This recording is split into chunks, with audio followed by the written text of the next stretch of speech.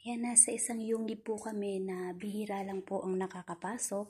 Yan po, meron lang pong isang taong gumabay sa amin para bigyan ng pagkakataon na kami po ay makapasok dito sa loob na to.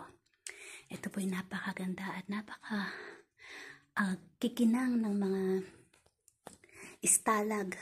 At ayan po, makikita nyo po ang mga formation nila. Kakaiba talaga. Libo-libo o milyong taon bago ito mabuo at napakaswerte na tayo nagkaroon ng pagkakataon na makapasok. Wow. Yan. Hindi lahat ng pagkakataon tayo po ay mabibigyan ng pagkakataon na makapunta sa ganitong lugar. Siyempre, hindi po tayo ng pahintulot. Yan, napakaganda. Hindi tayo ng pahintulot sa gabay na nandito para po tayo ay payagan upang makapasok. Yan, napakaganda po. Tignan nyo po. Ayan po.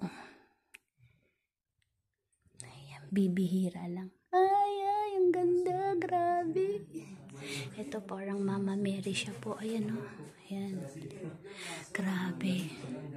So, ayan po guys. At mahaba pa po ito hanggang dun sa loob. Napakaganda po. Ayan o.